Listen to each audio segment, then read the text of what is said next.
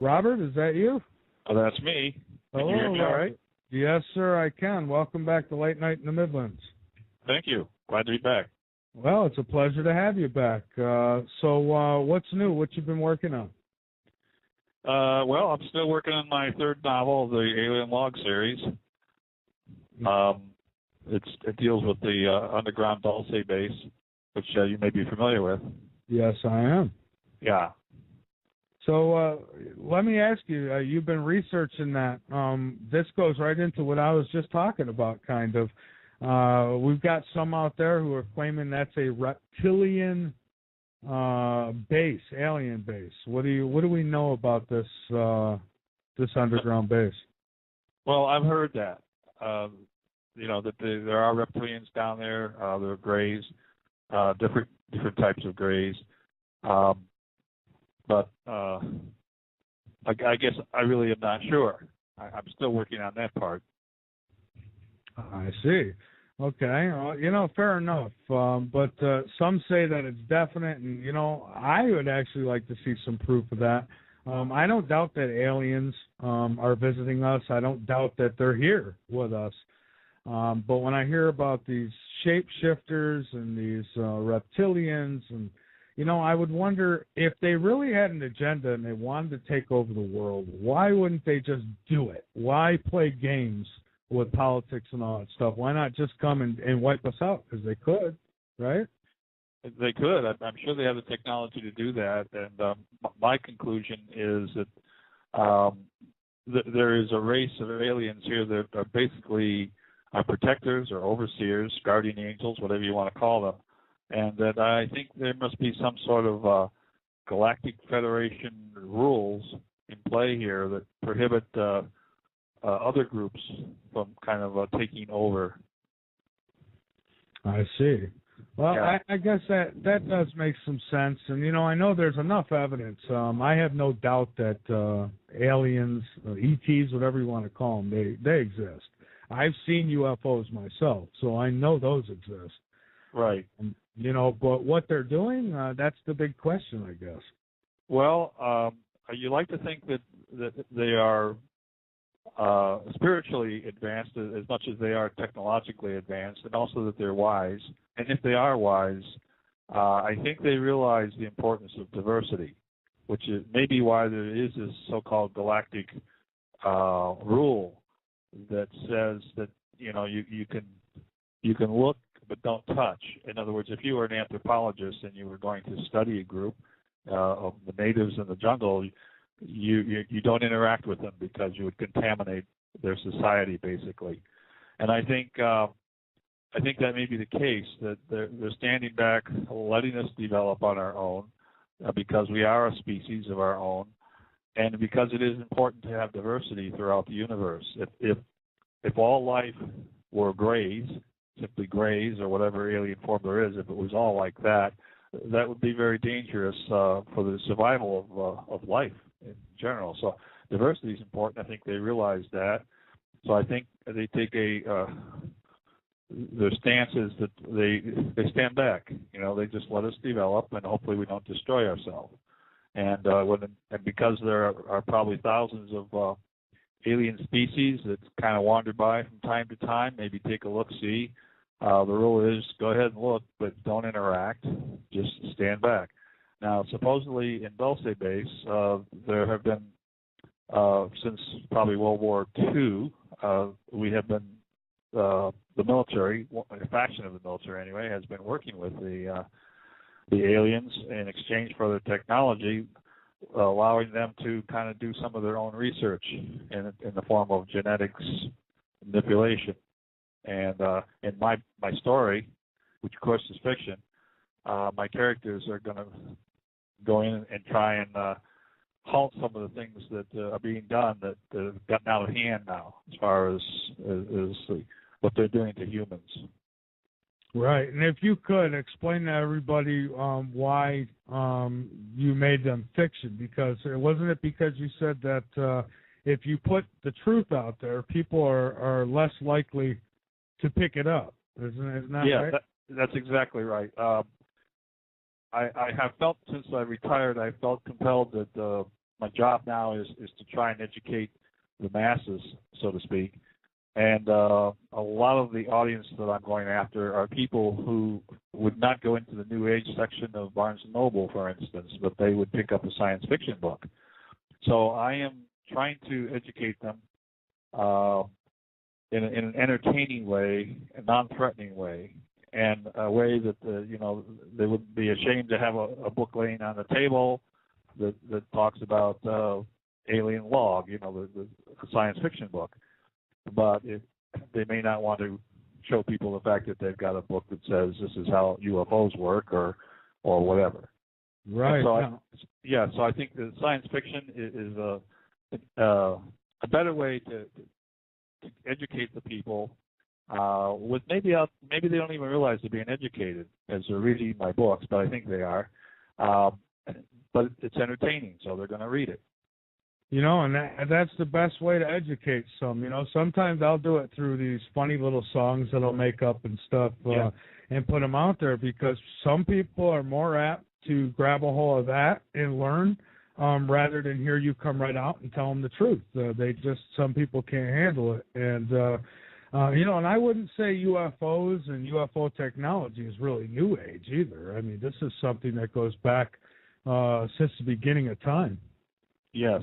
Before we were here.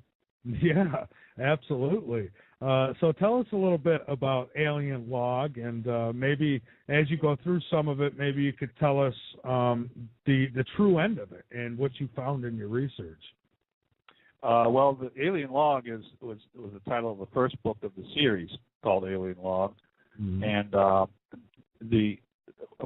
chose an artifact. It was fictitious, but I chose to wrap my story around an alien artifact. And so the story goes that during right after the UFO crash in Kingman, Arizona, back in May of 1953, there was a captain who was overseeing the crash, and he discovered this artifact next to the craft. Now that's fiction, and he didn't know what the artifact was.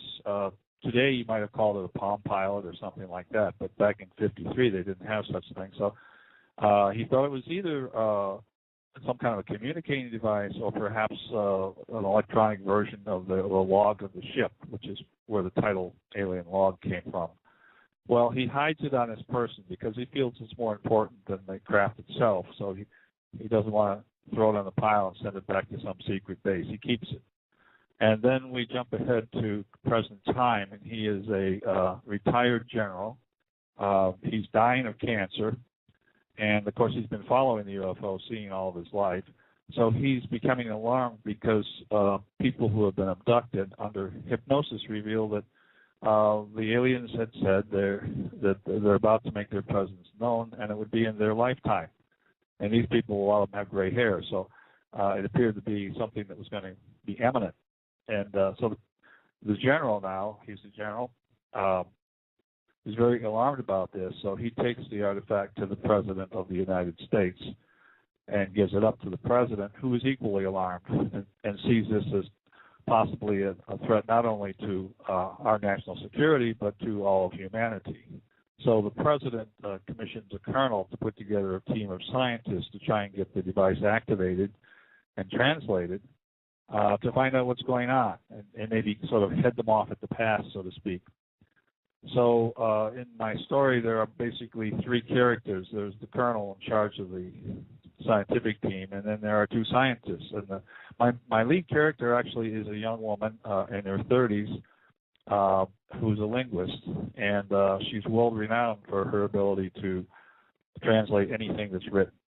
For her, it's intuitive. She doesn't know herself how she does it sometimes. But she's tapped for the project and agrees to go along, and then she's taken to a secret underground base out in Nevada where she's paired with a young astrophysicist who has a passion for UFOs. As a matter of fact, he works for a company called Gravidyne, located near Boston, and where they're doing research to try and create gravitational propulsion. But he has a passion for UFOs and a lot of knowledge, so he's brought in to the team. Again, he doesn't realize where he's been taken. Eventually, they figure out that they're out in Area 51. But anyway, his part of the team is to try is to do a technical interpretation of whatever Wendy, the linguist, happens to discover. So in the first book, this team is sequestered in this underground base in Nevada, and my characters are given a tour of the base where they see some broken UFOs and some alien bodies. And this is all important for Wendy, the linguist, to try and get a feel for the writing that she's going to encounter and basically, their lifestyle and whatever. They actually climb aboard one of the broken UFOs, and she gets a chance to see what it looks like and some of the writings that are on the control panel. And but in the story, she eventually gets the device activated. And through serendipity, I don't want to spoil the story, but she sort of accidentally gets it activated. And so she actually accomplishes her mission of activating the device, and through another method, which I don't want to get into, she does learn what the aliens are up to. And so they're just about to use this device to try and tap into the mainframe, if you would, of the aliens and maybe suck out some of their technology, when lo and behold the artifact is stolen. And so at the end of the first book, there's a chase scene into the desert, and they eventually recover the device, and they're ready to head back to base and resume the project. Then the second book, Alien Log 2, picks up right there in the desert, and they head back to the base. And some strange things happen along the way. During the trip, Corey, the astrophysicist, is accidentally abducted and taken aboard a UFO. And then that UFO takes him to a secret rendezvous place on the other side of the moon, which is where the mothership is. And his captor, Quellen, greets him and apologizes for the mistake and gives him a tour of the questions that he might have. Hello? Yeah, we're here. Oh, okay. I heard a beep. I didn't know. And so he answers any question that Corey has, because he can kind of erase his memory before he lets him go. And in the second book, then I can get into some pretty heady issues. Corey, for instance, wants to know why they're abducting people and creating hybrids. And Quellen says, well, we're creating hybrids because they will be used to usher in the New World Order. And of course, Corey says, well, what's the New World Order? And Quellen begins to explain how the world government will be. And I go into detail on that. And I have to say, I wish we had it right now, especially after this last election. But in the New World Order, it's a world government, but you could apply the same thing to the United States government, where all the elected officials serve a single term, a single 4-year term, and the equivalent to what we would call the House of Representatives are members of to serve 4 years, but they're chosen by a lottery system from their district. Every election period, a certain number of names are drawn at random. It's kind of like the old draft system for the military. Names are drawn at random. A number of people receive a letter in the mail about 2 months before the election saying, congratulations, you've been selected to run for Congress. You have 1 month to appeal.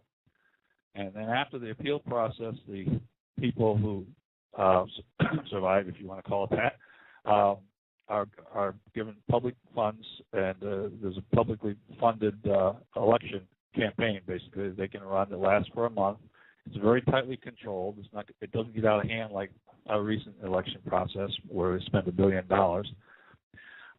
After the election, then the winner, who wins for that district, is then sent to Washington, D.C., or to the world government, in the case of my story, but would be sent to Washington, D.C., for 2 weeks of orientation, and then they would return home where they stay. Because the technology is available that they don't really need to stay in Washington. They can communicate, they can teleconference, and do all the things they have to. They stay with their constituents. And So that's the House of Representatives.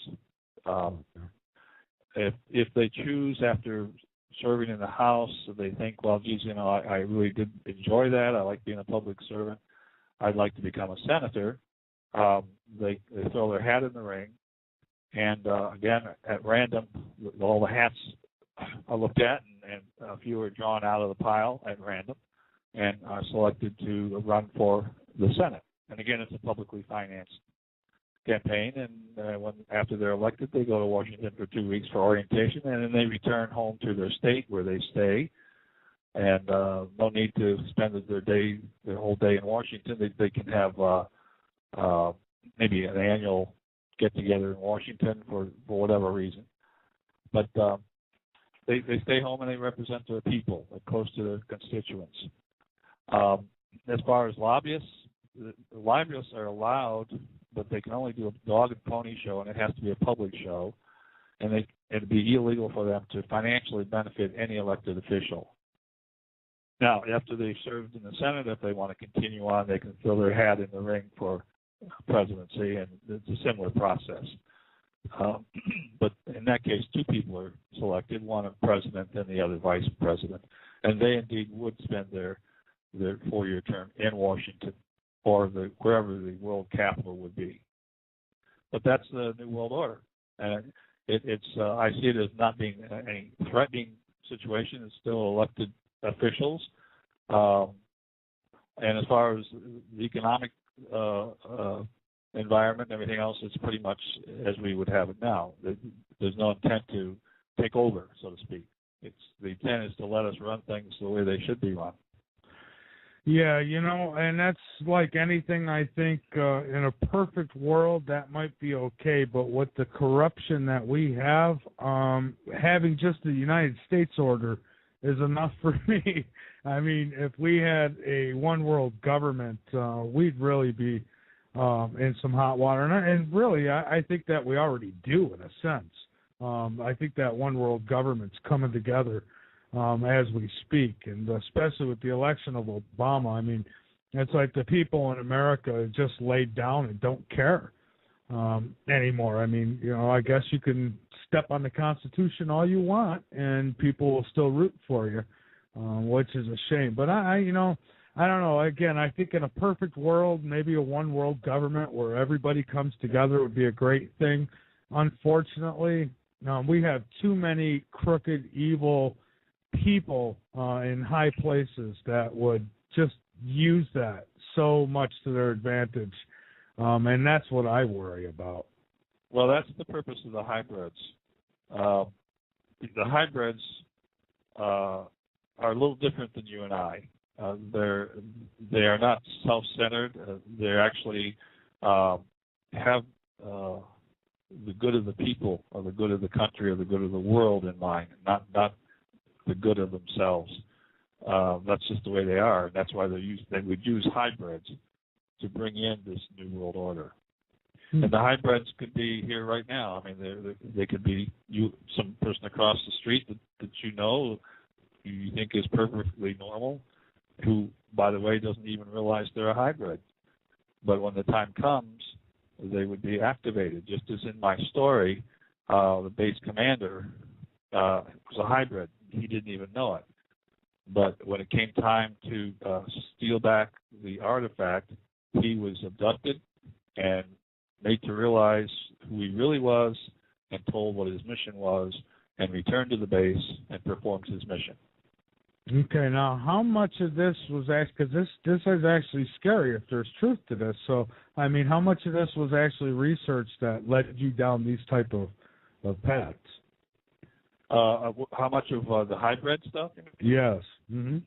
Well, a lot of my information on hybrids I got from various books I read. David Jacobs has written about abductions and several books where he's actually presented case studies, if you would, just like the late Dr. John Mack. In his book, he presented like 22 case studies of people who have been abducted. But David Jacobs, in one of his books called The Threat, goes through the whole process of the development of a hybrid from step one, stage 1 to stage 2, and so forth. Where in stage 1, a female would be abducted, and during the abduction, an egg would be removed and fertilized, and with genetically manipulated material, and she would then be taken back to her bed, if you would, and she'd wake up the next day not realizing that she had been abducted. Excuse me.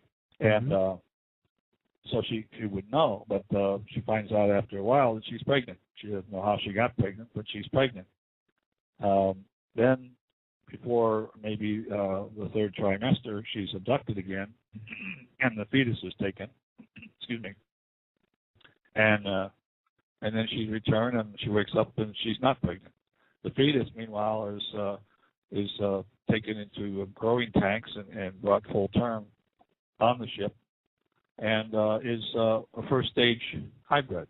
Very alien-like, could not survive in this atmosphere, could not survive in this planet, and looks very much like a gray, with some human characteristics. Well, genetic material from that first stage would be used for the next step, where again a female's abducted and the egg is fertilized with genetic material that now contains, one step closer to a human. And the process is repeated maybe 4 or 5 times until finally the hybrid is almost virtually human. And in fact, I don't know if David Jacobs said this, but I visualized that at that stage, the child is allowed to go full term, and the baby is born into a family who they just don't suspect anything. To them, it's natural, and even the child doesn't realize that it's a hybrid. But the child has certain abilities, maybe some psychic abilities, and maybe a certain personality, and that might distinguish that child from the normal child. The child might be very brilliant, high IQ and all that stuff, but not realize it's a hybrid. The parents don't realize it's a hybrid, just think it's exceptional. That child might go on to become a senator or some other high position because of their skills. When the time comes, that child, that person then, just as in my story, would be perhaps abducted, reminded of their background, and then told what their mission is. So to answer your question, I guess I got a lot of that information from books like written by David Jacobs or Bud Hopkins or John Mack would be my 3 primary sources.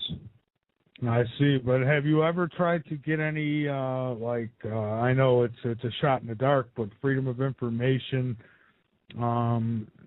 documentation or anything like that? Or do these books, I haven't read these books, maybe they provide something like that? I have not tried to get anything from the government through freedom of information. My impression is, based on what Stan Friedman says all the time, is what you end up with is something that's so redacted that it's almost useless. So I guess I don't waste my time. It takes a lot of effort to get anything. It does. And my understanding is you have to be pretty specific when you make a request. So you really have to know beforehand what you're going after. And I frankly don't want to spend the time doing that. I'll let other people work on that. I did it once. Spent a few days sending stuff out, trying to get some information on something, and I was denied left and right. Yeah, and it's information that's supposed to be available for us, but and when you do get it, like you said, it's so everything's blacked out. And, they make sure that the important stuff can't be read, so it really does almost become a waste of time in most cases. Robert, hang on with us for a moment. We're going to take our break, and then my guest, Dr. Robert E. Farrell, he's been on this program a few times before. He's got some books out there. Robert, you want to go ahead and give out a website and tell people where they can get these books as well? Sure. My website is www.alienlog.com. Alienlog is one word. It's ALIENLOG. And if they go to that site, they can learn a lot of things. They can read some of my blogs, and they can find out how to purchase the book, or they can just go to Barnes and Noble or Amazon, to their sites and order the books or download the ebooks. Every book I have is available as an ebook for those that want instant gratification.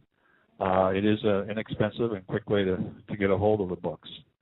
So okay. That's, all right, great. It's pretty simple, actually. Yeah. So, okay, these UFOs, where do you think they're coming from? I mean, we hear a lot about bases on the moon, bases on Mars. As a matter of fact, I've seen, and I've mentioned this a few times, people will probably get sick of hearing it, but I seen the most convincing video a guy did. He recorded through his telescope, and he was watching the moon, and you could see a section of the moon light up, and you see thousands of these like illuminated objects just start leaving the surface of the moon. And you got to wonder if there are bases and this kind of thing going on places like the moon and even Mars. I mean, Mars now, I believe it has a blue sky. I think that, there might even be life up there. What do you think? Yeah, I agree. It's as far as searching for life beyond Earth, Mars is the best candidate so far. As far as where the aliens might be hanging out, there was a SETI beamed out a coded message, if you would, from Arecibo, the dish down in Puerto Rico, that big 1,000-foot disc. They beamed a message out that was coded, and if you decoded it, it gave a description of our number system, the decimal system, that talked about the chemistry of life, what chemicals are involved in life. It gave a description of our DNA, gave a description of the typical human, their size, and it said, and it showed a little diagram where it indicated, if you want to find us, here's where we are. And the diagram had pulled the third planet from the sun out of line. So it's like, come to the third rock from the sun. That's where we are. And then below that, it showed a diagram of the dish, if you would, the Arecibo radio telescope. Well, that was 1974. Lo and behold, around 2002, I think it was, or 2000, a very similar design appeared in a field in England near a radio telescope, except it had some differences. It added silicon as one of the elements of life. It showed a little different DNA. It described a gray, if you would, short gray, gave the dimensions. And then where we said, if you want to find us, we're on the third rock from the sun. Well, they had pulled the third rock from the sun out, saying, here we are on Earth, we are also on Mars, and we are also on moons of Jupiter. So they're all over the place. I think hanging out on the backside of the moon would be a logical place to go if you wanted to be close but not be seen. Right. So, and I've seen some pretty convincing photos and videos, and I know how this stuff could be doctored nowadays, but I've seen some pretty good stuff. It shows what looks like tubes on the moon, on the backside of the moon, and this came from, I believe it was China, had some kind of satellite going around the moon, and they captured pictures of this. Now, I don't know how true it is, but it looked pretty damn good to me. Well, so, I lecture on this. My lecture is called The Science Behind Alien Encounters, and I go through this whole discussion, and I talk about searching for life on Mars, and I show a NASA photograph. I can't remember the number right now, but every now and then I go in and check it to make sure they haven't airbrushed it out. But this photograph was taken by one of the rovers, that was on the surface back, I think, around 2005. We had the Spirit and I forget what the other one was called, but they both had cameras, micro cameras, and NASA has on file pictures that these cameras took when they were parked. One of them, when you look at it, you say, well, that's a beach. And then if you enlarge some of the things on the beach, they look exactly like broken seashells. I mean, I can't imagine they're anything but seashells. And I'm saying, why isn't NASA jumping up and down and saying, look, here's evidence that there was life on Mars? but they are. Yeah. It's like I think they know there's life there, but I don't think they want us to know it. Yeah, and I've got a little theory about that. I think there's a reason they don't want us to know, and I think it goes even further than the whole one world, new world order that some say that the aliens are behind. I don't believe that as much as I believe that, I think that they don't want us to know because if we did know, we would probably learn more about where we came from and what our past really was, and I think that that's what they're trying to keep from us. I don't think they want us to know. I mean, for all we know, these civilization that could be on Mars could have been us a long time ago, left this planet.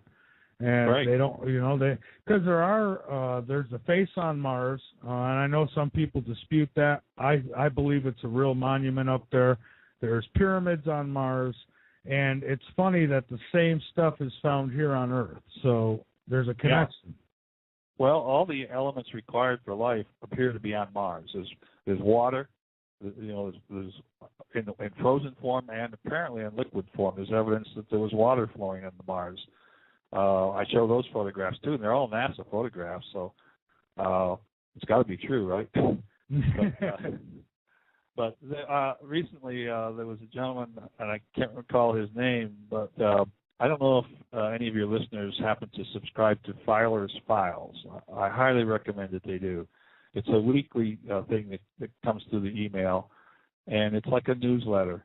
And about 2 weeks ago, George Farrell was talking about this gentleman who had been fired from NASA because he wouldn't kind of go along with what they wanted. And what he claims is that our astronauts who went to the moon discovered technology on the moon that wasn't human technology, but NASA wanted that covered up.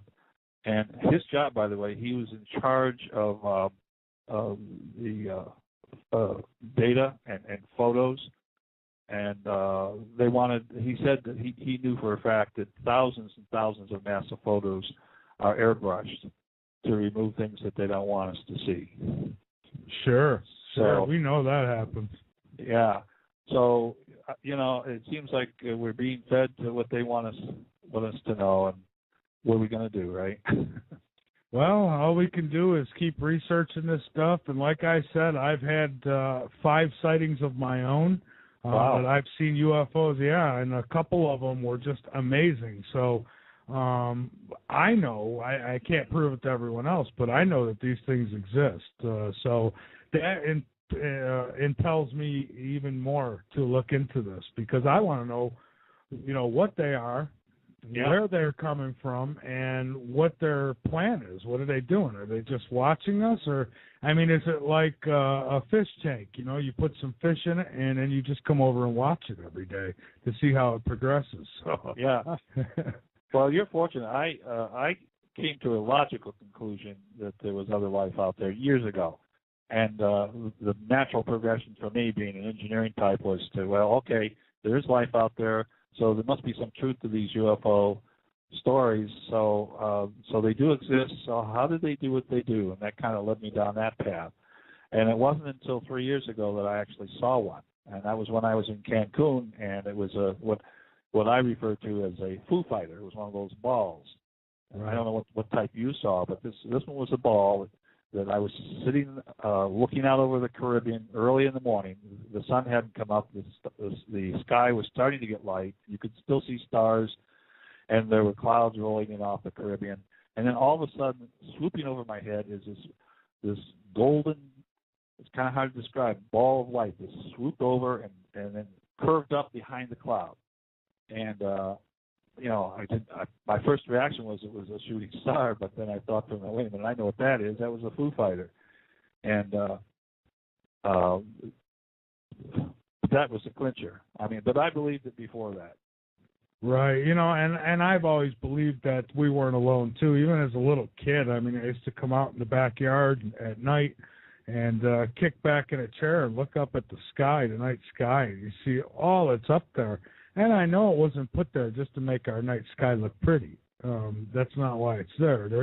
There's a lot more going on out there. There's a lot more life out there than most people would like to admit. But I believe that we're not alone. And, the sightings that I had, just a few of them, I'll go over quickly. One was if you remember the jacks, you bounce the ball, pick up the jacks. Well, this one looked like one of those jacks. It was glowing orange. Me and a couple of my children seen it together. And this thing was up in the sky, and it wasn't that far up, but it was up there a little bit. And the balls on the end of it actually separated from it, took off through the sky where you couldn't see them, and then they came back. I mean, and this all happened in seconds, and then the thing took off. So that was one that we've seen. Another one, I was just recently, my wife and I both seen it. We had just got through talking about UFOs and how they're spotted a lot in storms, electrical storms. We were having an electrical storm out here, a lot of lightning in the sky, and I went outside to throw some garbage out. And I looked up, and out of the corner of my eye, I caught this glowing object, and I looked up, and I'll tell you, I think I could have probably got 2 40-foot ladders and jumped off of the ladders and touched this thing. It was so close. And wow. They looked like 4 cigar-shaped objects. They were in formation, and they were, at first I thought maybe these were like meteorites coming through, but they weren't, because they went real slow as they went through. They weren't going fast at all. And they had like a white light coming out of the back of them. And the more I think about it, I wonder now if it was just one giant object that looked like 4 separates. I mean, because they were together, and they floated through the sky like it was no one's business. And, I mean, I was running out there, screaming and yelling, look. And, my wife come out and seen it. But we were the only two that have reported seeing it so far. I've had nobody else say, hey, I've seen that too. I don't know. It was very interesting. Yeah, it's amazing. And the thing that really amazes me is people who see these, and they know what they see, despite what they're told they saw. They know what they saw. And people who've contactees or abductees, people who've been really close to this stuff, how they can now know firsthand that there's this intelligent life out there, and then go about their daily life, as though nothing happened. I don't know how people can do that. I know I've seen a UFO, and I believe in UFOs, but yet I go about my daily life. We all have to earn a living. We all do that.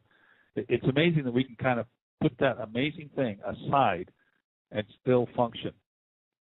That I don't know how people do that, but we do. Yeah, absolutely. And we do. We go through every day, and for me, I don't know. I want proof. For me, I have proof for myself, but I'd like it to be proven.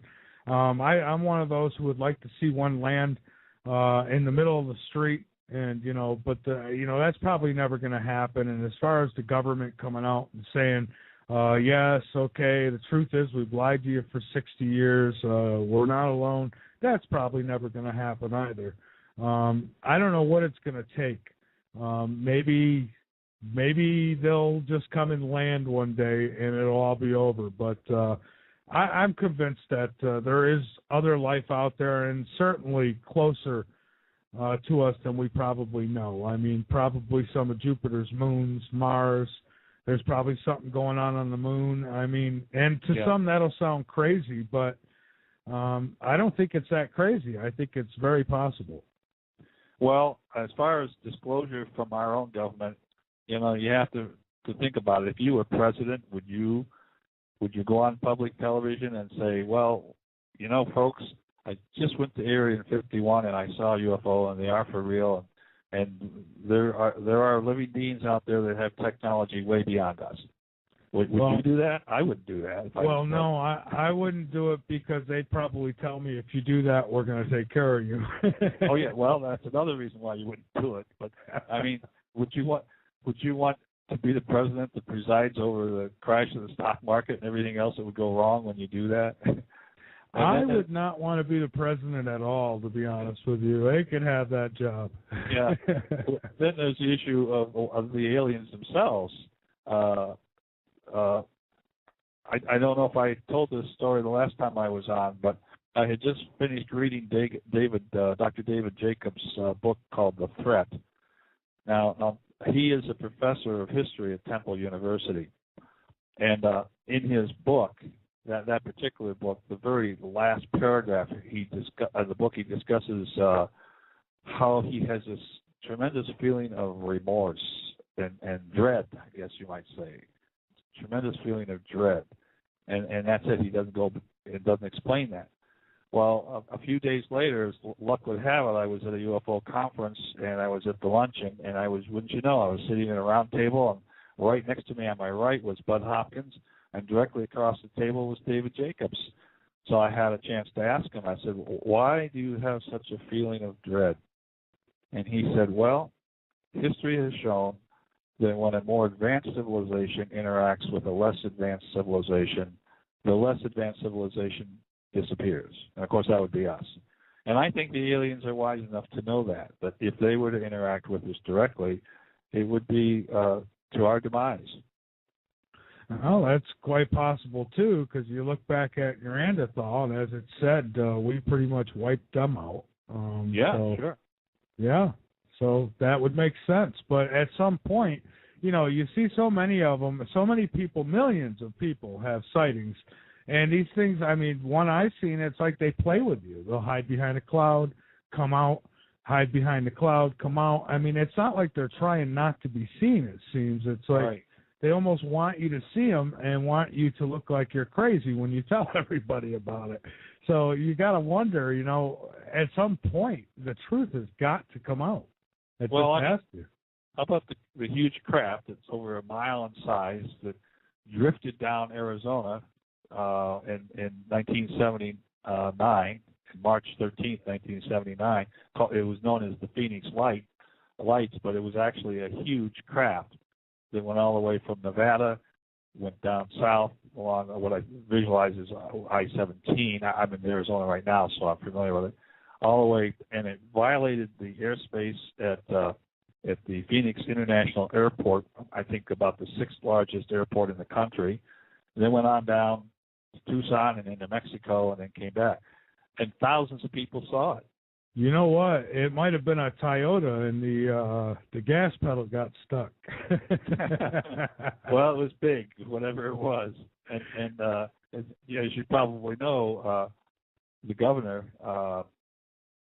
who at the time, tried to make light of the thing, and he was under a lot of pressure to answer, what was that thing? And so, he brings one of his staff members on stage in an alien costume and makes a big joke out of it. Well, that was by Simonton. Well, then years later, he's no longer governor, and he appears on the Larry King show in 2008, and he says what he really saw, that he saw a craft, a huge craft. And by the way, he was a military pilot, so he knew what a plane looked like. And he said this looked like nothing he had ever seen before. It defied all of his sensibilities. It was so huge. That's right. Well, so you would think that sighting, that mass sighting, would have done something, to change things as far as what our government says about these things. Yeah, I know. Go figure. Art, we got to take. I'm sorry, I said Art. Dr. Robert. I was just looking in the chat. We've got a chat member by the name of Art. And while I was reading, I was talking. Shame on me. But Dr. Robert, hang on with us for a moment. We got to take a short break here, and then we'll come back. And I want to pick back up on that Arizona sighting, because that's a biggie. Dr. Robert E. Farrell, my guest. Robert, this mass sighting in Arizona, I think, I asked the same question. Why was something like that just basically talked about briefly, forgotten about, and never did it go any further? Something like that. And you're right. This guy did at first. He had the alien costume, somebody in an alien costume, and he made fun of it. But then later came out and said that yes, he did see it. It was real. So you got to wonder, how do things like this just get thrown away and no more attention's brought to it? I don't know. It could be the major media is being controlled to some extent as to what they cover and what they don't cover and what they should downplay. I mean, because to me, it's such an important thing. It's amazing that it isn't talked up more. Dr. Lynn Katai, who is a heart doctor, she and her husband are involved in a heart clinic here in Phoenix. She was so moved by the event that she wrote a book about it. She did research on the subject, and in her book, she talks about how a year before the event, she would go out on her balcony, and these orange glowing balls would approach her house, and almost as though they were communicating with her. And so when the event did happen, she was really moved. But because she was a medical doctor and, you know, had a career to think of, she didn't really come out right away. She kind of stayed in the closet. But she did a lot of research and became convinced what it was. And she wrote the book. And not only that, she produced a DVD, a movie about it, and is now frequently seen on a lot of UFO conferences as a speaker. But she's quite outspoken, and she did a great job of documenting that particular event. I see. So, you know, and no doubt that the mainstream media is under control. I have absolutely no doubt about that at all. They pretty much get put on their teleprompters what they're going to tell everybody, and they're to stick to it. And when they don't, I mean, that's just like Glenn Beck. I think he went a little too far, so they got rid of him. And that Judge Napalo, or whatever his name was, another one who I think went just a little too far, so they got rid of him.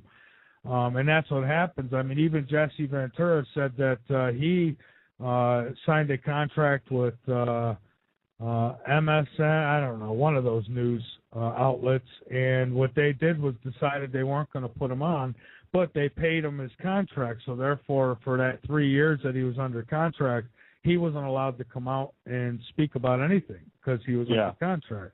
And that's what they do. They get these people under their spell and they run them, basically. Yeah. Well, it's amazing. I think it was around 2010 when 6 Air Force officers appeared before the National Press in Washington, D.C. That's my friend the train going by, and I can't mute it because if I do, no one will hear you. Anyway, I mean, these are Air Force officers, and I think there was one enlisted man that appeared at the National Press Conference in Washington, D.C., where supposedly representatives from the major presses, you know, like NBC and all those guys, CNN, would be there.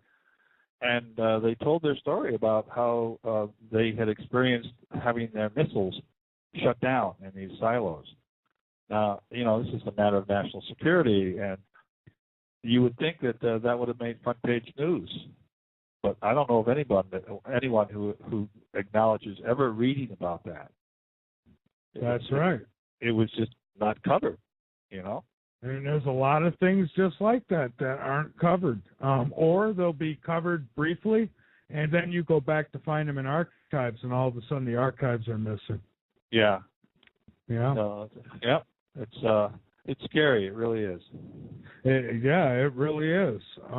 So, tell me this: where do you think we're headed right now? As a society, as a world, I mean, where do you think we're heading? I mean, we get so much bad news day in, day out, and there's enough of it to go around. And then we hear about these UFOs shutting down nuclear missile silos and things like that. But yet things like Fukushima happen, and you're thinking, well, if they're going to worry that much to shut this down or that down, why didn't they stop Fukushima? So that's why, you know, I hear people say, well, there's the Starship is up above and it's there to save us. And I'm thinking, well, they're sleeping then because we could have used saving a long time ago. Well, that's a good point. You know, why don't they kind of intercede on some of these natural, I guess you could call it a natural disaster, a man-made natural disaster. Yeah. Maybe they're more concerned about the nuclear exchange possibilities that really could obliterate life on this planet. You know, well, although we don't know yet what the outcome of Fukushima is going to be, it might still obliterate all life as we know it. Yeah, it very well could. And, we don't know the end of that story. No, and then you look at all the nuclear facilities that we have global, earthquakes or any kinds of natural disasters can cause 2, 3, 4, 5 more of those things to do the same exact thing. A solar flare from the sun, an EMP, and we could be in a whole lot of trouble. So it's like we're designed to destruct ourselves, to destroy ourselves. That's right. It was kind of interesting. I don't know if you remember 3 Mile Island, that event that occurred in Hershey, Pennsylvania. It was almost ironic. My wife and I went out to see the China Syndrome. I don't know if you know about that movie. And in that movie, it dealt with this power plant that had experienced a meltdown. We come home from that, turn on the news, and they're talking about the 3 Mile Island and the possibility of a meltdown. Yeah. It was too much of a coincidence for me to take. Yeah, and I'm one of those that I don't believe too much in that whole coincidence thing. It's just there's too many coincidences for them to be coincidences, and so I guess that leads me. Where do you think we head? Where do you think the next 5 years takes us here on this starship called Earth? Well, I am concerned. I really do wish that we would change our form of government a little bit. Even if all we did is if everyone just never voted for an incumbent, so we would get to a single term situation as step one. But I really think if we don't have some kind of a constitutional amendment to correct this election process, it's getting out of hand. Too much money's involved, and these big money people are buying our government. That's the way I see it, and it's not going to get any better unless we the people somehow make dramatic changes to that process. Oh, I agree with you. The system we have in place right now is being manipulated horribly. It's now with these electronic voting deals that they've got as well. I mean, and I actually had the one guy at the voting station said, "Oh no, these can't be tampered with." It's like, come on, what do you think? I was born yesterday? You could have anything inside of that thing. You could already have my answers in there, and whatever I press on that screen could not matter one bit. So, don't tell me they can't be tampered with, because yes, they can. Well, you realize this is 2012, right? And December is approaching. Yes, yeah. So what do you think about December 21st, 2012? Well, you know what I think? You remember Y2K? Yes, I do. Much to do about nothing. I think that's what we're going to find out. Now, it was interesting because when I was down in Cancun, and I go down there every year, I had some of my books with me, and I was walking down the beach, stopping at each of the hotels, to deposit some books for their guests to read. And I went into the lobby of one of the hotels to where they keep their library, and there was this young Mayan gentleman who was running the thing, and he saw the cover of my book, which, if you've seen it, you know there's a picture of the gray aliens on the cover. Yeah. And before I even got to his desk, he started smiling. He says, "I know who those are." He knew who they were. But he told me a story about when he was in the 5th grade. This is down in Mexico now. He was on a bus with his classmates. They were on a field trip. And all of a sudden, he said, the bus stopped, the engine stopped. And he noticed the hand on his clock, on his watch, was going backwards on his wristwatch.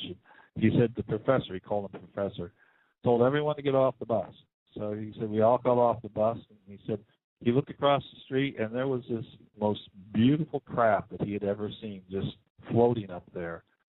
And then all of a sudden it zoomed away, leaving a pink cloud behind it, which I had never heard that before. But later I was talking with him. I said, well, this was like 3 years ago. I said, well, now, what do the Mayans think is going to happen in 2012? He said, well, the Mayans believe that in 2012 we're going to have one world government and one world religion. Well, frankly, I don't think that's going to happen. I don't think we have enough time for that. Yeah. That's my feeling. So I don't think anything's going to happen. Like I say, I think it'll be much ado about nothing. Ironically, I will be in Cancun on December 21st, so I'm hoping nothing happens. Well, I'll be on the air that night, and I'm actually going to invite some of my past guests to join me, and you're welcome to join me that night, too, if you like. I'm going to have on Dr. Jason Rand, thinking about getting Ann Eller, maybe a few of the others on for that night, because I don't believe December 21st, 2012 is going to be no doomsday scenario either. I know a lot of people, if anything, we've heard about this new consciousness and this and that. Well, I would say if we're really supposed to reach a new consciousness in 2012, then we wouldn't be talking about Obama another 4 years. That's for one. And for another, maybe it's the year that we all wake up. I don't know. There's a lot of ifs, but I don't think I definitely am not planning on the end of the world or anything like that, as some people have suggested. Yeah, I agree. I think I'll wake up the next day and I won't notice that anything has changed. Right. Yeah, I agree with you. So let's get into abductions a little bit. Okay. What do you think about abductions? What do you think's going on there? Well, actually, what I put in my book is what I think. I think that they're doing abductions for a purpose. Now, it seems that a lot of people are being abducted repeatedly throughout their life, from the time they're just a young child until present day. Under regression, they discover that they've been abducted many times. And not only that, their mother was abducted and their grandmother was abducted. And scarier yet, their kids are starting to get abducted. It runs in the family type of thing. Yeah. And again, I think it goes back to the idea of the hybrids. These people that are being abducted frequently talk about being educated, being shown scary films that would indicate that we're going to have some major disasters. And they seem to be educated and learn, and they're taught to do things. So the only thing I could conclude, that's, I thought hard about this because I'm writing this book, so what am I going to say? Well, that's when I came to the conclusion that this whole thing serves a purpose, that these abductions and the hybrid thing is serving a purpose, because it's actually happening. I believe what Dr. Jacobs says about it, and I believe what the late Dr. Mack says. I believe that's all facts, and so it's the reality. So what's happening? Well, I think it's for our good. It has something to do with what's going to happen to us in the future for our own benefit. And that's all, as much as I can say. And that's why I in my book I called it the New World Order, that they were going to be used to usher in the New World Order. And in other words, a form of government that unifies the world in a simpler way, but doesn't take away our freedoms or anything. It still allows us as humans to control our destiny, but to try and cure some of the problems that we see, like this recent election we just had. That that's my take on it. Who knows? Right. I want to see everybody come together and be peaceful, but I still want to see borders. I still want United States borders. I want the borders protected. I want us to be sovereign, and I want us to be a constitutional republic. And I want honest leaders. And this is all wants and things that I don't think we're going to have. I mean, as long as there's human interaction, and as long as there's corporations involved, they're really running the show. The bankers and the corporations are running everything. And until that stuff is cut out, and these so-called elected leaders are held accountable, it's just going to continue to go on. They need to be held accountable. Everybody who said yay to that NDAA bill, each and every one of them should be tried for treason. Obama, in my opinion, for bombing Libya and not going to Congress but going to the UN for that, that's treason. I think that it's just we've gone down the wrong road, and there's too many people. You give them a free phone. I saw one video. A woman says, "I'm voting for Obama because I got my free phone. Obama gave me a free phone," and I'm thinking, really? Well, if that's the case, then all they really have to do is offer a few luxuries like a phone, some video games, some free food, and they could lead all the sheeple right to the FEMA camps and lock them up, and there wouldn't be no fight. Yeah. Yeah. Well, so I agree. We can't keep going the way we've been going. But then again, I suppose we've been saying that for decades, and nothing gets changed. It gets worse. So yeah. I'm hoping things change. I'm looking at Canada now. That's one option, is Canada to jump ship, so to speak. Yeah, exactly. And and I've been telling my Canadian friends too. Whatever happens here in the United States will certainly affect Canada as well. And Mexico, and we've heard about them trying to bring this northern alliance together, Mexico, Canada, and the United States all as one. And again, in the perfect world, that would be nice, but I don't think it would be as pleasant as some think it would. I think we'd have a lot of issues to deal with, even more than we have now. So I don't know. We'll see where it goes. I don't like where we are right now. I don't like the way the future looks right now, but who knows? Maybe we'll all get a surprise. Maybe God himself will intervene. Who knows? But, well, we're up for another break, Doctor, so hang on with me. And wherever you'd like to take us in this last, 20-some minutes, by all means, please do. Okay. Well, I think I mentioned the last time I was on, my whole purpose in lecturing and in writing these books is to try and make the general public aware of this whole phenomena, because the press certainly isn't doing that. But because I am concerned that if there is the day when, let's say, a White House incident occurs where a UFO lands on the lawn or something, I don't want people to run off and panic. I want them to realize that it is a reality, and so my lecture and everything is a nuts and bolts lecture. I try to explain how these things work by gravitational propulsion. I explain how that's possible and the advantages of it, because a lot of the things that people see them doing, and like you reported your own sighting, they're pretty amazing. It's almost magical. And but I feel that it can all be explained if you dig into it. They're not violating our laws of physics. They just understand them better and know how to manipulate them better. And to me, the centerpiece is the gravitational propulsion. It can explain so many things. I was going to say, explain that just a little bit for everybody. How they would be doing that. Well. I believe they're manipulating electromagnetic fields to create gravitational fields, and that is theoretically possible. Einstein showed that in his general theory of relativity. In fact, that's the interaction between electromagnetic fields and gravitational fields was what led him to predict that a beam of light would be bent when it passed by the rim of the sun during a solar eclipse. So if indeed gravitational fields can affect electromagnetic fields, then my feeling is the reverse is also possible, that you can somehow manipulate electromagnetic fields to produce a gravitational field.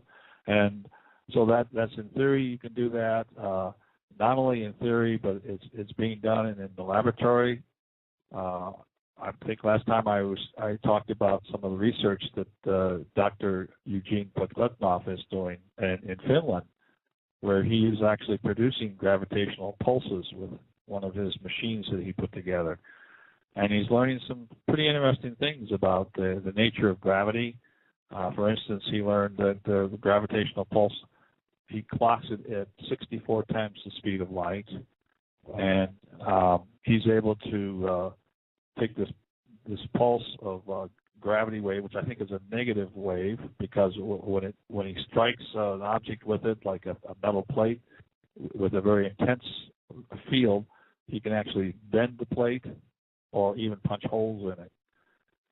So he can do some amazing things with it, but what's even more amazing is this force that he's able to exert on objects does not create a reaction on his machine.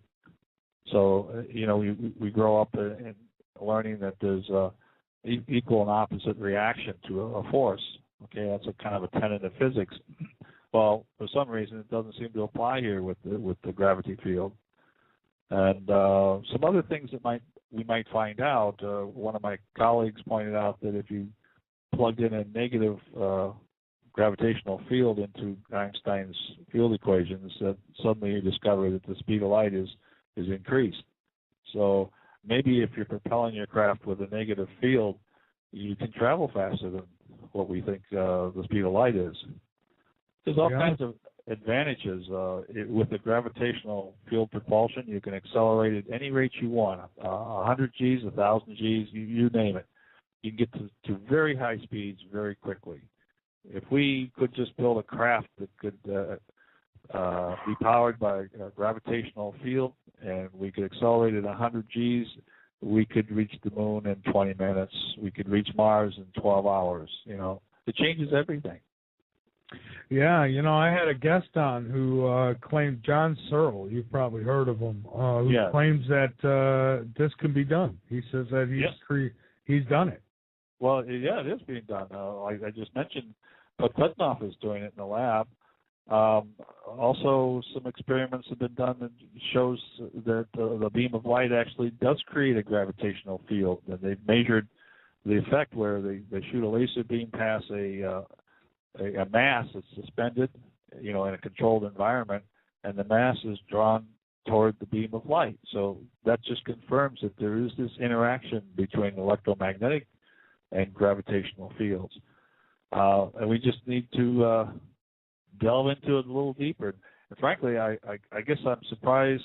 I would be surprised if I found out that the NASA and the Air Force haven't already done the same research and found the same thing. Maybe I wouldn't doubt if. Yeah, I was going to say I wouldn't doubt if they're using it. As a matter of fact, I've even speculated that it could be possible that some of the abductions nowadays could actually be our own government for whatever reason. Oh, yes. As a matter of fact, I'm trying to think of her name. She's an abductee. She's written a book, Aliens in My Closet, I think was the title of it. The name will come. Her name will come to me. But she was suffering some anguish and some psychological problems that she just, couldn't understand why she was having these problems. And she finally found a hypnotist who was familiar with abductions and regressed her, and she discovered that she had indeed been abducted. And during one incident, she was aboard a UFO that was brought down. It was crashed deliberately by our government on a beach off of Florida. And she was rescued by the military from that craft. And she said that ever since that time, most of her abductions, she felt, were done by the military, who kind of would drug her and disguise themselves as though they were grays or aliens in kind of a feeble type of disguise, she thought. But it's clearly they were not aliens. And she said that the abductions by the military were far worse than any abductions that she had by aliens. Oh, I'm sure that they would be. And, I'm convinced that there's a secret space program. I've interviewed Andrew Basiago, and I know some people say he's off his rocker or whatever, but, the man's a lawyer. He's an attorney. He's an intelligent human being, and, I mean, what would you have to gain discrediting yourself? He says that he was in a Project Pegasus, in which they were using advanced technologies for teleportation and other things. So, people have come out and talked about this, and I say this, any technology that's given to us today, the military's had it for 20 years. Yeah, well, I mean, you look at the planes they're flying today, and you know that they've got something that we don't know about that can do even more. Yeah. You know, and they might even be using gravitational propulsion. I wouldn't be a bit surprised. And you know something else I'm a little concerned with. You hear about this, the government's, the New World Order's last card, the Illuminati, whatever you want to call them. Their last card would be a false flag alien invasion. And with the technology they have, you know, what if they did do something like that, you know? Yeah. And with this going around and people thinking this way, what would happen if real aliens actually did land and try to make contact with us? Everybody would think it's the government; they're up to it, and they'd be going after them. So we can't win either way, can we? That's true. Well, maybe when the driver of the craft steps out of the craft and it looks kind of strange, maybe they'd realize that really was an alien. Yeah, well, you've never lived in Mansfield, Pennsylvania, huh? No. Yeah, because you see strange people every day. Yeah. But so we've got about 10 minutes to go here with you, Robert. So whatever you'd like to get out, any information you'd like to get out in the next 10 minutes, please do. And I'd also like to say thank you so much for being a guest on Late Night in the Midlands tonight. And, you know, it's always fun talking with you. Well, it's been my pleasure, and I appreciate being invited to talk. I just gave a lecture today called How the Universe Began Without a Big Bang. And it's a new lecture I'm developing, and it's based on a theory of a friend of mine. That his theory kind of competes against the Big Bang theory, and I like his theory much better. And I can't go into it in depth right in 10 minutes. I couldn't cover it. But let me just say that I don't believe in the Big Bang theory, and it's full of holes, actually. And this theory that Bobby McGee has, who happens to be a friend of mine. In fact, we're co-authoring a book on that subject, which will come out hopefully within a year. And in his theory, the universe did not start from a singularity and in a form of a Big Bang. It actually began in the primordial universe. It was already in existence, matter, in the form of positroniums, which is the simplest atom you can imagine. It's an electron and a positron, and they're orbiting a common center, and they're locked in. It's a three-dimensional array, if you would, that extends out to infinity. And at these lattice points, we have these positronium atoms in a very stable environment. They're all interacting and in phase. And for those of you that understand what entropy is, this would be probably the lowest entropy level that the universe could have. And from that point on, once a chain reaction starts, the entropy, of course, increases. And that's one of the theory of thermodynamics, is that entropy always increases. But anyway, according to his theory, then you had this matrix, and at some point, about 20 billion years ago or so, you could say that it was the finger of God, but something disturbed one of those positronium atoms, and it self-annihilated, releasing 2 gamma rays, which went out and struck 2 other positroniums and released 4 gamma rays, and so forth. So it began a chain reaction that's continuing today in this huge deflagration wave front, if you would, that's moving out into the infinite universe, and behind this wave, the photons that are created during this annihilation eventually convert back into matter and form subatomic particles and elements like hydrogen and so forth, and these agglomerate into dust and other things, which further agglomerate into stars and galaxies and galactic clusters. And as this process occurs behind this deflagration front, which is moving at the speed of light, this linear momentum of all these subatomic particles that are created is gradually converted into angular momentum due to the turbulence that occurs behind this deflagration wave as these particles kind of interact, begin spinning, and like galaxies are spinning and so forth. That is all angular momentum. that was converted from the linear momentum. So his theory then predicts that as you step away from the deflagration front back toward the beginning of time, you would see that things are slowing down, whereas the Big Bang Theory says that as you look further out into space, things are speeding up. And in reality, it's just the opposite. They're slowing down as they get closer into us because we have to be closer to the initiation point. And but because the Big Bang Theory says that they're speeding up, now they have to figure out, well, now what's causing it to speed up? You need some kind of a force, some kind of an energy, and so now they're looking for this thing called dark energy. They're never going to find it. There is a thing called dark matter. I'm pretty convinced of that. Don't know what it is, but there is dark matter, and that fits into Bobby's theory just as well as it fits into the Big Bang Theory. But so there are a lot of things in his theory that make sense. His theory does not violate any basic laws of physics. It does not require the universe to begin at a singularity. You know, it's just as easy for me to believe that things are already there, that matter was already in existence.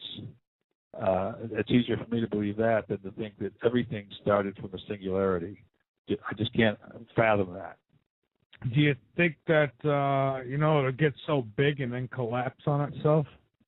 Well, that is a question. The deflagration wave, of course, is continuing at the speed of light, and it will continue forever up to infinity.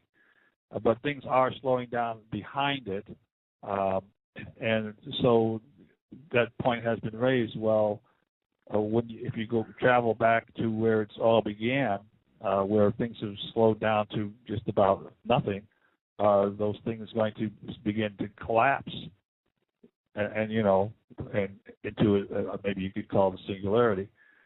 That's possible that they could collapse into this single point. But probably before they get to that singularity, they would start interacting and maybe create an explosion or something, create another star, create a black hole, create something. Right.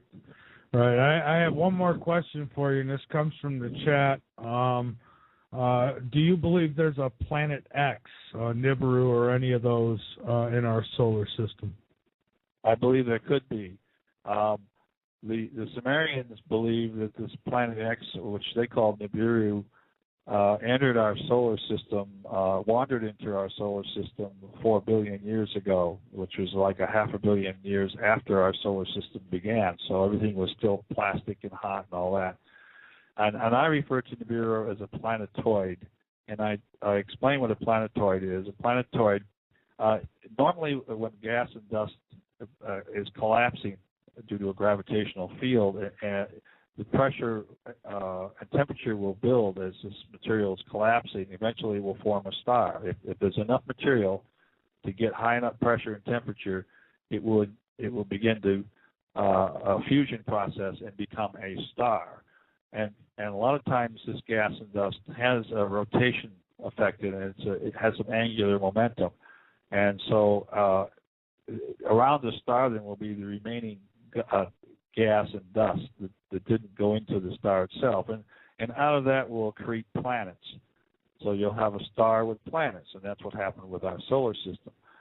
But astronomers believe that if that mass that we started off with happens to be less than 13 times the mass of Jupiter, that there won't be enough pressure and temperature formed when it collapses to start a fusion reaction. So it will become what you could call a failed star or a brown dwarf.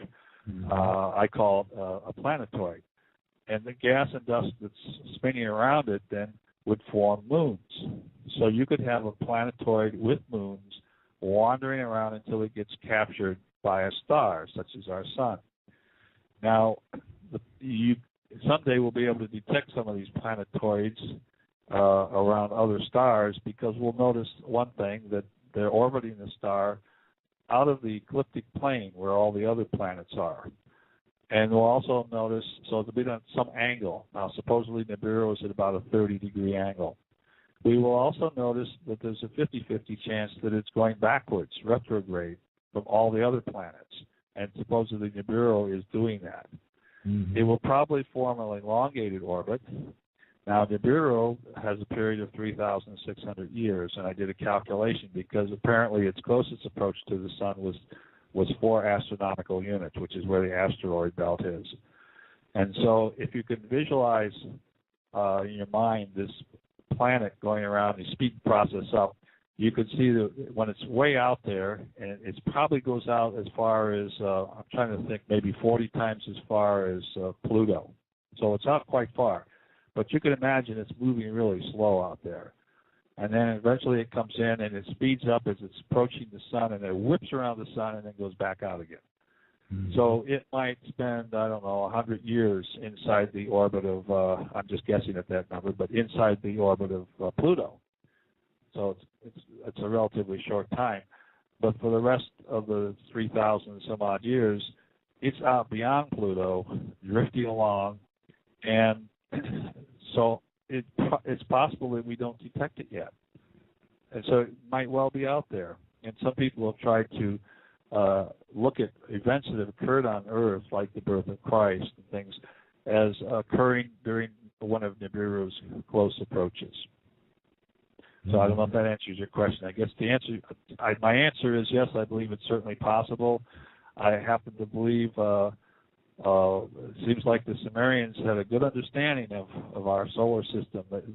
Their understanding of the solar system actually explains things better than what our current astronomers are able to explain. For instance, why do we have so much water on our planet? If you follow what the Sumerians believed, that the Nibiru crashed into Tiamat, which was a large planet that existed in the asteroid belt, and half of that planet became the asteroid belt, and the other half was thrown down into an orbit where the Earth is today, and that's us. It would answer the question of why we have so much water on our planet, because we are termed a rocky planet. Our position relative to the sun says that we shouldn't have as much water as we have. And there's been various theories proposed. Well, was snowballs raining from space or whatever? But none of those have panned out. On the other hand, if we actually were originally formed out in the asteroid belt, as the Sumerians believed we were, we would have more water ice. In fact, Ceres, which is one of the largest asteroids out there, is 25% water ice. So everything that Sitchin reported that the Sumerians believe, to me, has been verified after Sitchin wrote the book, his 12th planet book I'm talking about. You're right. See, and I'm with you. I think that it's very possible. I've had no solid evidence. However, there is quite a bit out there that would point towards it. And then there's quite a few debunkers that really make a lot of sense, too, on all this. So it's really hard to tell. I guess we'll know at some point. But, I know some people who swear on their lives that it's there and it's going to be coming by and it's causing problems that we're having on Earth now. And that could be possible. I don't know. Yeah. Well, given the secrecy of of NASA and these other people, maybe they've detected it, but they aren't telling us. You never know. Yeah, and that's just it. If they detect it, they're not going to tell us. And at the same time, I could understand both sides of the coin. Sure, we want to know. But at the same time, if they did get on a national broadcast right now and announced it, it would be total chaos. So, it's one of those situations where, again, you're damned if you do, damned if you don't. Yeah. But, all right, well, Doctor, please give out the website one more time and where they can get the books. And I want to thank you again for being a guest on Late Night in the Midlands. Always a pleasure to have you. Well, thank you. It's been a pleasure being on.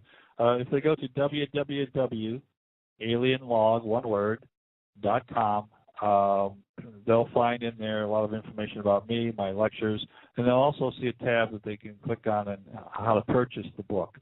And that page, if they clicked on Amazon, for instance, it would take them directly into Amazon, and there's the book staring them in the face. Or they could go to Barnes & Noble, and they could either get e-books or paper books from any of those organizations. Okay, well, Doctor, thank you so much for joining us, and keep up the great work, and I'm sure we'll be talking to you again really soon. Thank you. It's been a pleasure. All right, thank you very much. Okay, everybody, that's Dr. Robert E. Farrell.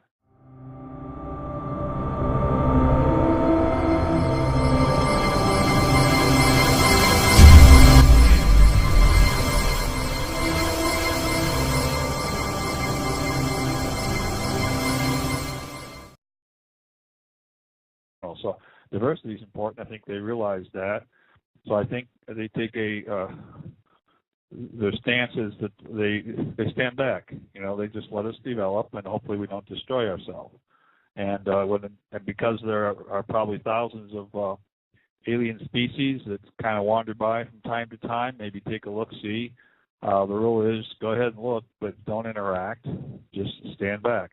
Now, supposedly in Dulce Base, there have been, since probably World War II, we have been, the military, a faction of the military anyway, has been working with the aliens in exchange for their technology, allowing them to kind of do some of their own research in the form of genetics manipulation.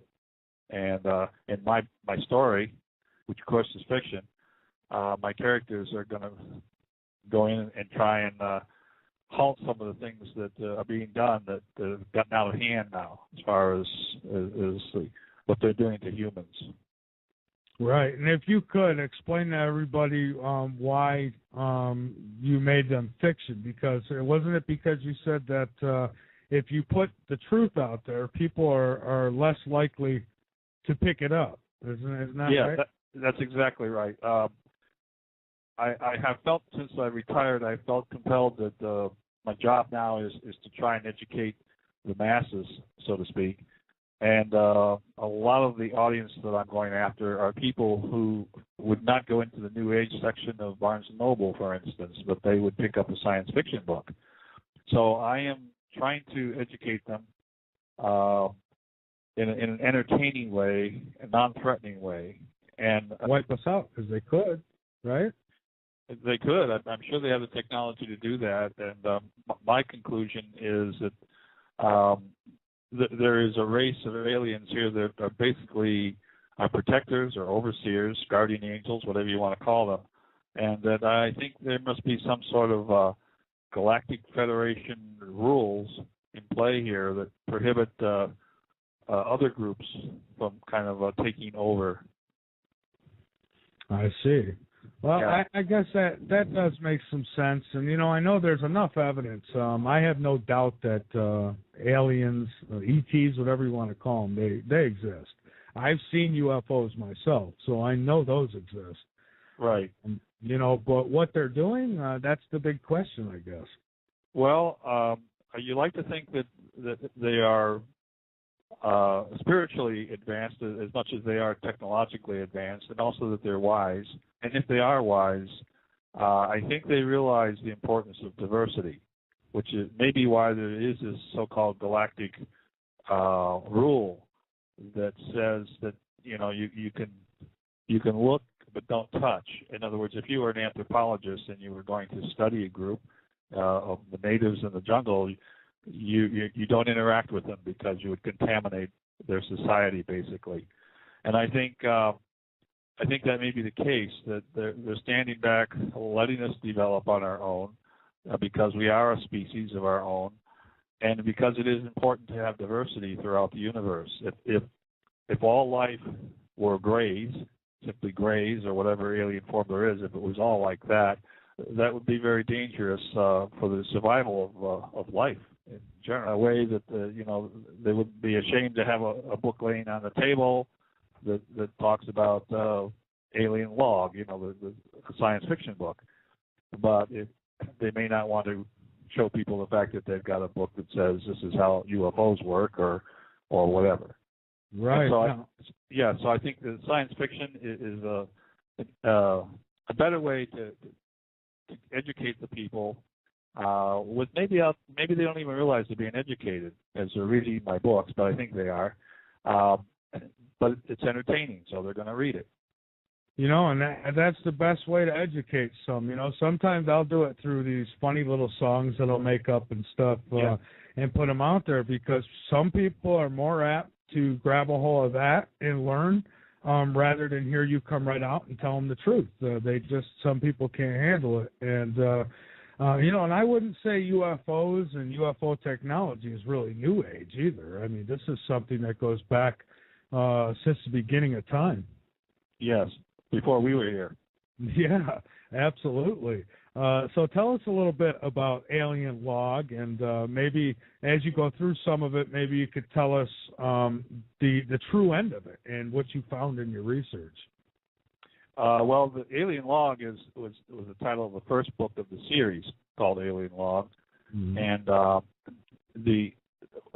chose an artifact. It was fictitious, but I chose to wrap my story around an alien artifact. And so the story goes that during right after the UFO crash in Kingman, Arizona, back in May of 1953, there was a captain who was overseeing the crash, and he discovered this artifact next to the craft. Now that's fiction, and he didn't know what the artifact was. Today you might have called it a Palm Pilot or something like that, but back in '53 they didn't have such a thing. So he thought it was either some kind of a communicating device, or perhaps an electronic version of the log of the ship, which is where the title Alien Log came from. Well, he hides it on his person because he feels it's more important than the craft itself, so he doesn't want to throw it on the pile and send it back to some secret base. He keeps it. And then we jump ahead to present time, and he is a retired general. He's dying of cancer, and of course he's been following the UFO, seeing all of his life. So he's becoming alarmed because people who have been abducted under hypnosis reveal that the aliens had said that they're about to make their presence known, and it would be in their lifetime. And these people, a lot of them have gray hair, so it appeared to be something that was going to be imminent. And so the general now, he's the general, is very alarmed about this, so he takes the artifact to the President of the United States and gives it up to the President, who is equally alarmed and sees this as possibly a threat not only to our national security, but to all of humanity. So the President commissions a colonel to put together a team of scientists to try and get the device activated and translated, to find out what's going on and maybe sort of head them off at the pass, so to speak. So in my story, there are basically three characters. There's the colonel in charge of the scientific team, and then there are two scientists. And my lead character actually is a young woman in her 30s who's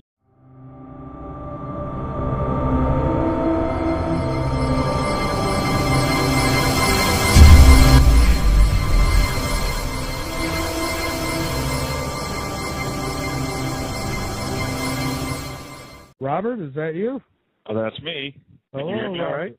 Yes, sir, I can. Welcome back to Late Night in the Midlands. Thank you. Glad to be back. Well, it's a pleasure to have you back. So what's new? What you been working on? Well, I'm still working on my third novel, the Alien Log series. It deals with the underground Dulce base, which you may be familiar with. Yes, I am. Yeah. So let me ask you, you've been researching that. This goes right into what I was just talking about, kind of. We've got some out there who are claiming that's a reptilian base, alien base. What do we know about this underground base? Well, I've heard that. That there are reptilians down there. There are grays, different types of grays. But I guess I really am not sure. I'm still working on that part. I see. Okay. Well, fair enough. But some say that it's definite, and, I would actually like to see some proof of that. I don't doubt that aliens are visiting us. I don't doubt that they're here with us. But when I hear about these shapeshifters and these reptilians and I would wonder if they really had an agenda and they wanted to take over the world, why wouldn't they just do it? Why play games with politics and all that stuff? Why not just come and